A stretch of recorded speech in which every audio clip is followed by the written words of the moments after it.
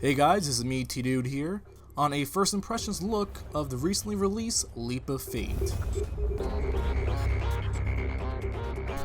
As you may or may not know, I actually talked to the developers in person in the Montreal Indie Game Festival before the game was officially released.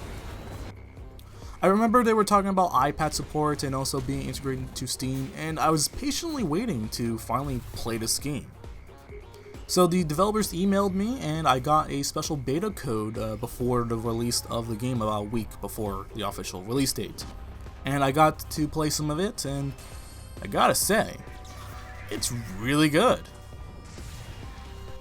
So when I was waiting for the game to finally be released, I didn't really look up much of the game's progress at all. Only just about like a week or so before the game was officially released, I looked up some trailers and stuff, and wow, it really improved the last time I saw it. When I first saw the game, the first thing that came to mind was production values. Like, wow, this game actually looks really good. It seems like the developers put a lot of time and effort into making this game. Like, wow. Like, I believe this game is kind of ready to go on a console. It looks that good. And speaking of console, it has controller support. Yeah!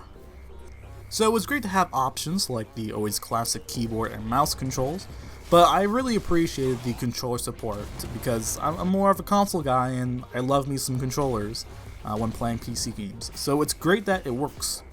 It works great. Now, if you didn't really know what Leap of Fate actually is, it is a roguelike top-down shooter, kind of almost like Binding of Isaac in a way.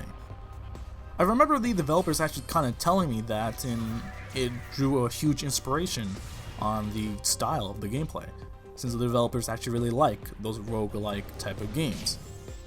And yeah, I could definitely see why they really enjoyed the genre. It's really fun to kind of just pick your character and then go through the different cards or the levels and try to go to the Guardian and beat the boss and advance to the next level, gather upgrade and mana and all sorts of other cool stuff that you could just level up your character and become this huge badass.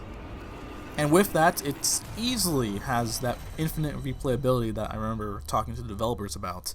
I could definitely see myself playing this game like almost every day or every week, just getting like a good hour or two in and just really enjoying the game and seeing how I could progress through the game. It definitely encourages a lot of replayability and a lot of experimentation on what kind of upgrades and, you know, stuff and you could get.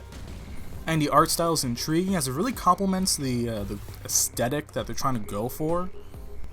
This cyberpunk type of feel with magic and technology both intertwined to create all this weird monsters and intriguing characters in the game. It's really cool. And speaking of characters, there's 4 different characters you could play as. Each with their own different or distinct type of feel to them. Though I haven't played the last 2 characters you can unlock, Mukai and Razimov. I did play Aeon and Big Mo a bunch, and yeah, it's really interesting seeing the different gameplay styles you could play as with these characters.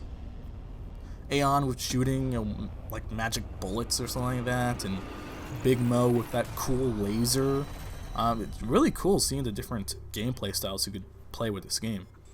So overall, if you really like top-down shooters, especially a roguelike, where you know, like every level is different and you know upgrading abilities and just liking that genre, basically, yeah, definitely go and play Leap of Fate. It's a really fun game. Like I'm not usually the type that really plays a lot of roguelikes.